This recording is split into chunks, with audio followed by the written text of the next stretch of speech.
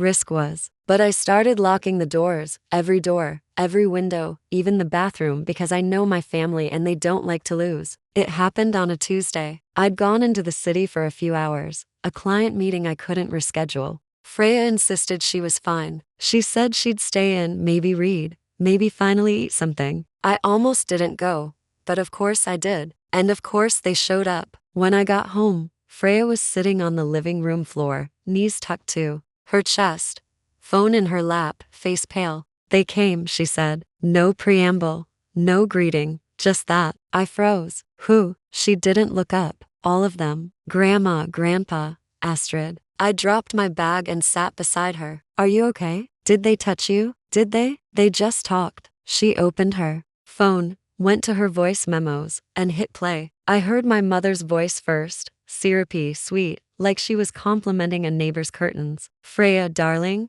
we just want to clear the air. You've always been so sensitive, so poetic. You see things differently. That's not a crime, sweetheart. Then my father, colder. You don't understand how much pressure we were under. Your grandmother hasn't slept in weeks. Then Astrid, sharp and flat. It was never about hurting you. It was about fairness. That money. What would you even do with it? Then my mother again. It was always going to tear this family apart. Maybe if Henry had left it to someone more, well, mature. The recording ended there. My hand was shaking. I reported the visit immediately. The bail conditions were crystal clear. No contact, and they had shown up, uninvited, manipulative, and smug enough to speak freely. While Freya was recording the whole thing, even the officer who took my statement looked pissed. That night, I packed our bags. We moved out 2 days later. Not forever, just until court. I found a short-term rental in a quiet part of town somewhere with thick walls, too many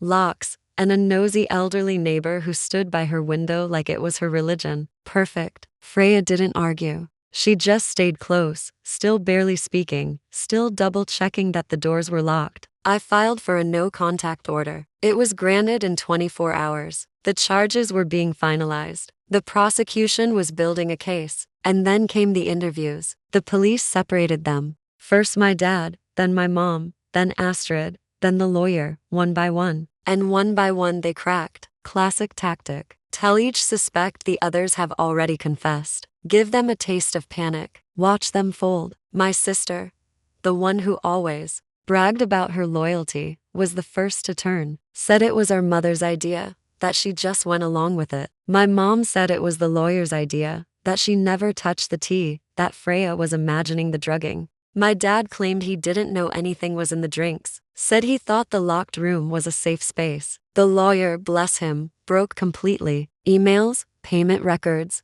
copies of the unsigned documents, even a folder with printed drafts, including one labeled worst-case scenario script. I almost admired the preparation. Almost. The charges came quickly after that. My father was charged with false imprisonment, coercion, and administering controlled substances without consent. He was sentenced to 6 years in prison, eligible for parole after 4. My mother was convicted of conspiracy to commit fraud and unlawful drugging. She received 4 years, no parole until halfway through. My sister was charged with conspiracy. She got 18 months, served 9 in actual prison. The lawyer was disbarred and convicted of fraud and aiding and abetting unlawful confinement. He was sentenced to 8 years, no early release. It didn't feel like revenge. It felt like oxygen. 3 months later, the estate settled. We were called into a lawyer's office, a real lawyer, one who spoke like a person and didn't smirk at children. He handed Freya a thick packet and said gently, "It's yours now."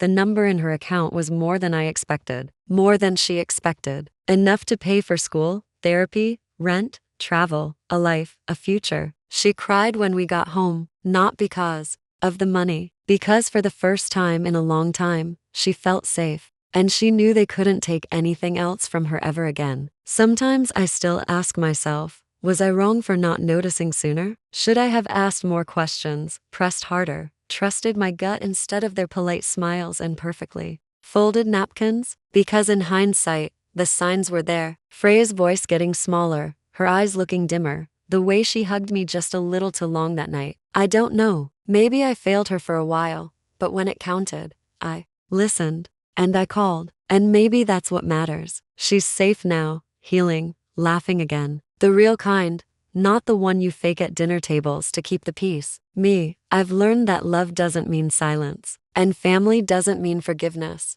without change. So, was I wrong? Or did I do the right thing too late? Let me know in the comments. I really want to hear what you think. And if you want to hear more stories like this, hit subscribe. That same polite disinterest, the affection that showed up only when it made them look good, the babysitting offers that turned into last-minute cancellations, the "we've been so busy" texts that came after birthdays. I never told Freya not to love them, never stood in her way. I figured if they wanted a relationship with their granddaughter, I wouldn't stop them. They weren't bad people, I told myself, just limited, emotionally underdeveloped. But she noticed. Kids always do. There were weekends where we'd drive 2 hours here, and she'd bring her backpack full of art supplies and snacks and the latest books she wanted to show Grandma, and they'd nod vaguely and go back to reading the newspaper. So, I let it happen because they weren't hurting her. They weren't doing anything wrong, right? But the one person who never let her down, not once, was Uncle Henry, my mother's older brother. He never had kids, never married,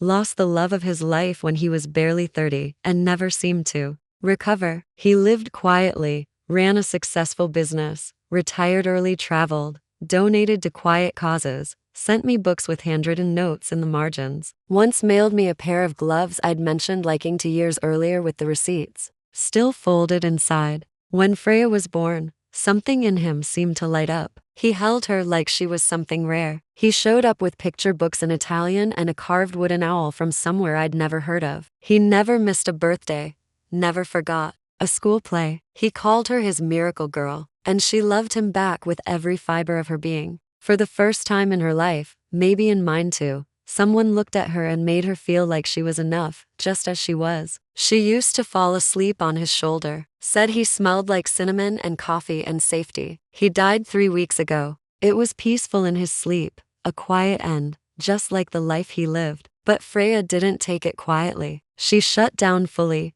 wouldn't get out of bed, wouldn't talk, wouldn't eat. I thought grief was supposed to come in waves, but for her it came like a blackout all at once. No air, no light, no shore. Then the invitation came. My parents called, said Freya could come stay at the countryside house, the same one we're in now. They said the fresh air would help, that family could be good for her. And God helped me. I thought it might be true. So I let her go for 2 weeks. She stayed here. I called. She answered sometimes, always sounded tired, always said she was fine. And I believed her until tonight. Until the smile that didn't quite reach her eyes. Until the silence in her shoulders. Until the note in my hand. 2 words. Call 911. The knock came 15 minutes after I made the call. I was back at the table by then, sitting on a thin cushion over a chair that might as well have been made of needles. My stomach was cramping so hard I'd convince myself I had appendicitis. Or maybe divine punishment for trusting people who wear cardigans in summer. When the knock came,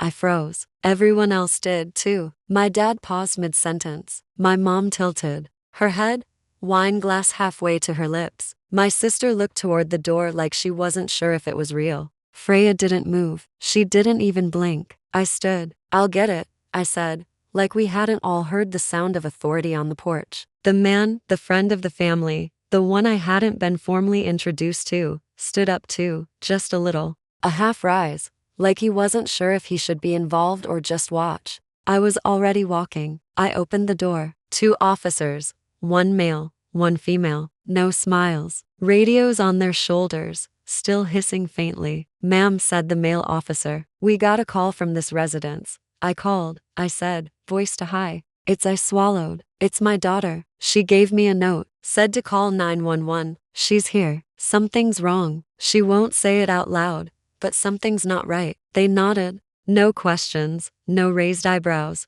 just efficient practice motion. The female officer asked if she could speak to Frail alone. I stepped aside and pointed. "She's at the table." The male officer asked to speak to me out front. I followed him, shutting the door behind me like it might hold in the dread flooding my chest. And then I waited. They were inside for 7 minutes. I know because I checked my phone exactly 12 times. I didn't move, couldn't. I just stood on the porch watching the shadow of the breeze ripple through the dying roses in the garden. I thought about Uncle Henry, about the note, about how my mom smiled too quickly, and how the tea always came in the same chipped mug, the one Freya never drank all the way down. When the door opened again, I turned. Freya was standing next to the female officer. Her hands were shaking. Her face was white as chalk.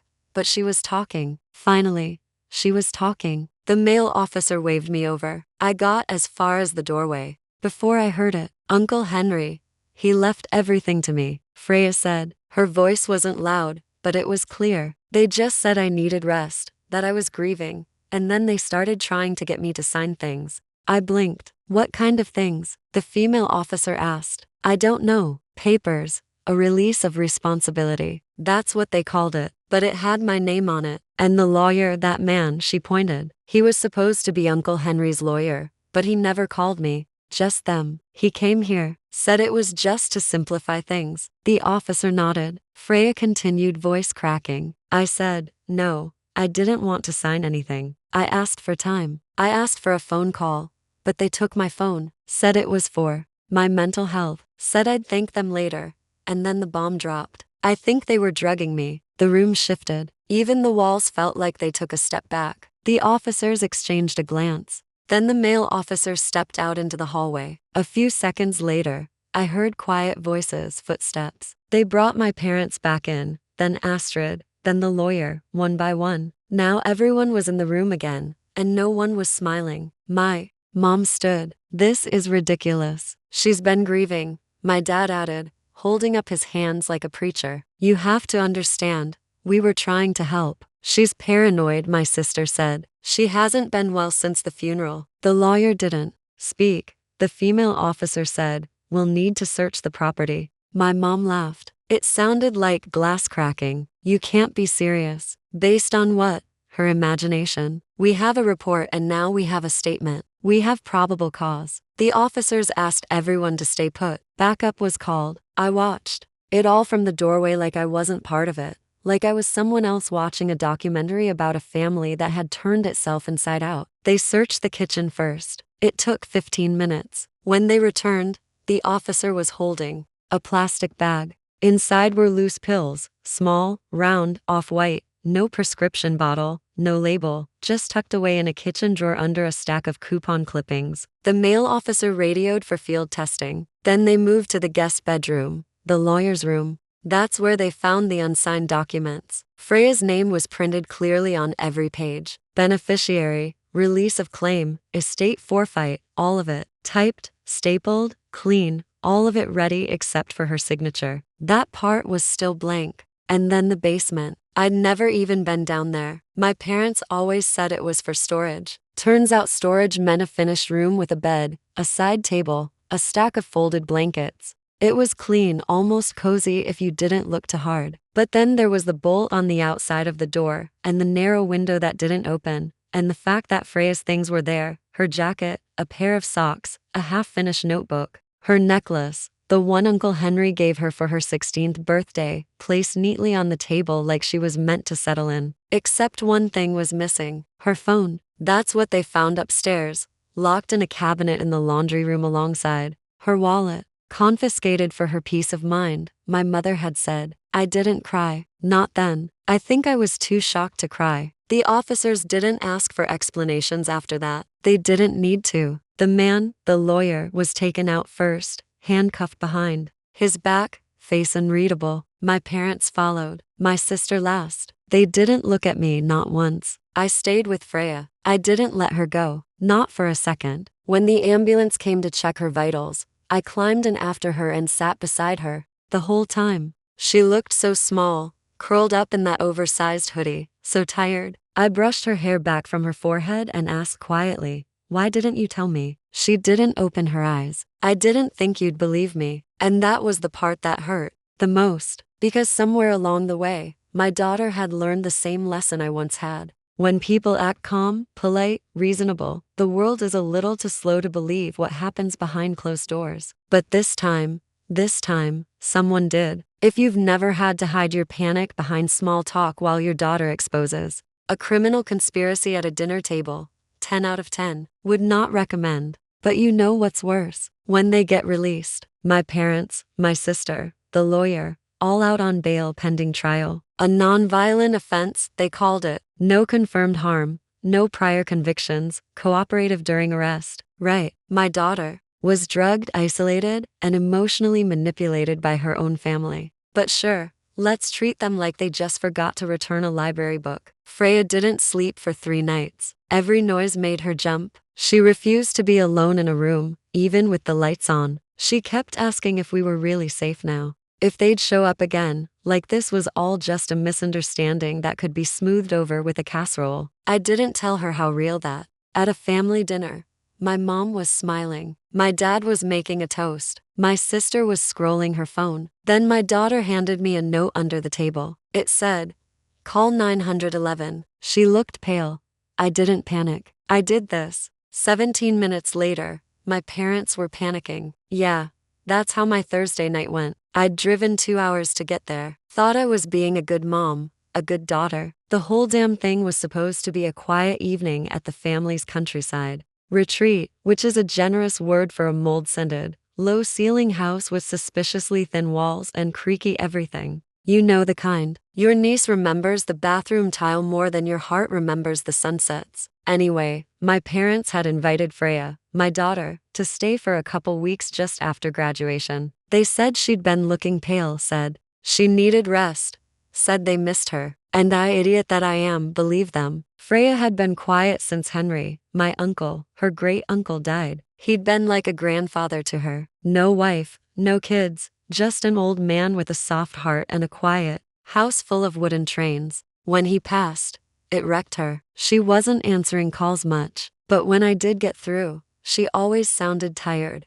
not scared. Tired I could live with, tired I could fix. So I asked if I could come visit just for one evening. They weren't thrilled, but they said yes. I'm going to say something stupid now. I didn't think anything was off when I arrived. I walked in. They smiled. My mom hugged me. My dad cracked a joke about the wine I brought being actually drinkable this time. Everyone laughed. My sister waved from the kitchen. They'd even lit candles on the porch like we were at some Airbnb with good reviews. And Freya was there smiling, sort of. She looked thin, paler than usual. Her eyes had that swollen post-sea crying glaze, but she smiled when she saw me. She stood up and gave me a hug that lasted just long enough to make me suspicious. The kind of hug that says, "Thank God you're here," but doesn't want to be obvious about it. So I said nothing. I just squeezed her hand and asked, "You okay?" She nodded. Dinner started. Burgers, potato salad, slices of tomato. That looked like they'd been carved with a spoon. Everyone talked like it was any other evening. My dad told a story about nearly crashing a golf cart. My mom kept refilling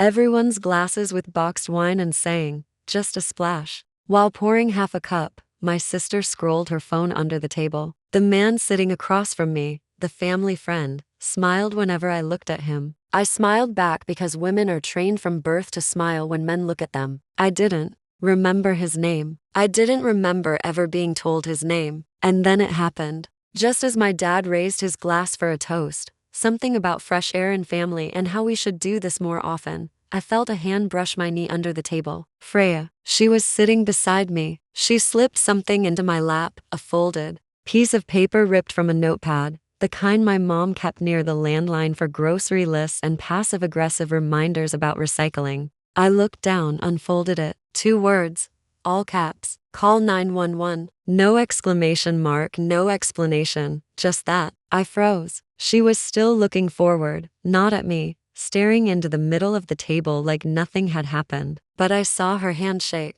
I saw her leg bouncing under the table. My throat went dry. My mom turned to me. "Everything all right, honey?" I folded the paper back up without blinking, slid it under my thigh. "Yeah," I said and forced a smile. "Just potato salad's a bit heavy." They laughed. My dad made some joke about my city stomach, and I laughed too, but I couldn't feel my hands anymore. What the hell was going on? I looked at Freya again. She didn't look back, but her jaw was tight, her eyes glassy. Was she serious? Was she joking? No, she wasn't joking. And why couldn't she just say it out loud? Because she was scared. That's why. I needed to get out of there. I cleared my throat. "Mind if I use the bathroom?" My mom waved toward the hall. Of course, sweetheart. I stood up, took my bag with me, just in case. Just in case of what? I didn't know yet, but something in my gut had gone ice cold. The hallway was narrow. The bathroom door stuck halfway, same as it always had. I locked it behind me and sat down. On the closed toilet lid, like I might throw up, I pulled out my phone. My hand was shaking so badly, it took 3 tries to unlock the screen. I didn't call my husband, didn't text a friend. I went straight to 911. The dispatcher picked up in under 5 seconds. Emergency services. What's your location? I gave the address. My voice cracked halfway through the street name. I don't know what's happening, I whispered. My daughter gave me a note under the table. It said, call 911. She looked scared. She's staying here with my parents. I'm just visiting. I don't know what's wrong, but I think she's in danger. Please.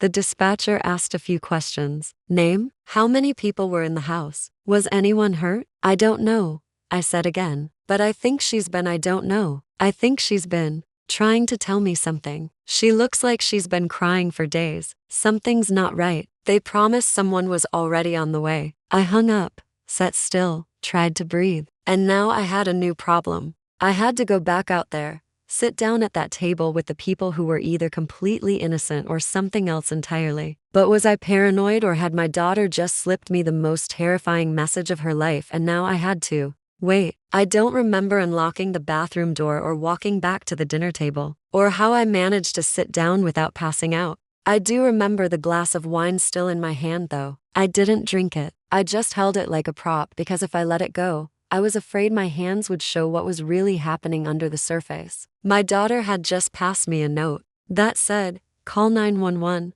and I'd called them. They were on their way. But now I was stuck at this table with 4 people smiling and passing salad like this wasn't a horror movie in slow motion. One of those old family dinners that starts with a toast and ends with someone bleeding on the tablecloth. I laughed at someone's joke. I have no idea what it was. I kept laughing, nodding, smiling, because that's what women do when they're afraid. That's what daughters do when their parents are looking directly at them and saying nothing's wrong. That's what mothers do when their child is in danger, but they don't know how or from whom. And somewhere between the fake laughter and the buzzing in my ears, my brain did what it always does when I'm on the edge. It went backwards. Because this wasn't new. Not really. I've spent my whole life coming to that place. The one we're sitting in now. The one that smells like mildew and wood polish and burned coffee. My parents bought it when I was 4. My sister was barely out of diapers. I still remember the sunburn I got the first summer we spent here, and the way my mom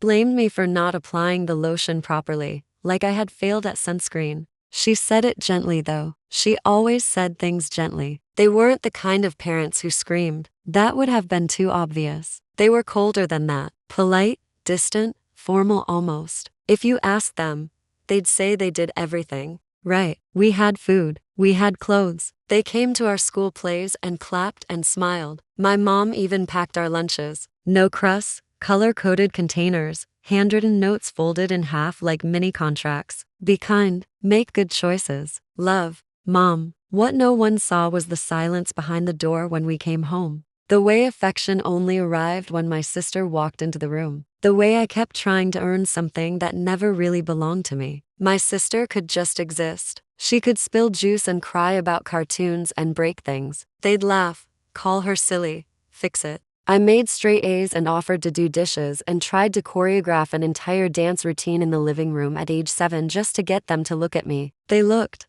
then asked me to stop because I was being loud. And I know how it sounds. Petty, juvenile, like some jealous story from a kid who didn't get enough hugs. But here's the thing. When you grow up in a house like that, the absence of love doesn't show up as violence. It shows up as precision. They did everything right except feel anything real for me. At some point, maybe 12, maybe 15, I gave up trying. I remember sitting on the porch one night after a birthday party where they forgot the candles and thinking, okay, maybe you can't make people love you. Maybe this is just the version of parent they are. And once I made peace with that, I stopped expecting warmth, stopped needing it, sort of. When I got pregnant with Freya, I was 20. That's a whole story of its own. But what matters here is this. When she was born, I swore to myself that she would never feel like I did, that she would never wonder if she was loved, that she would never have to earn her place in my life. And I kept that promise. My parents, made to their credit, were vaguely interested at first. When Freya was a baby, they bought stuffed animals, sent cards occasionally, asked how she was. But it didn't take long for the pattern to repeat.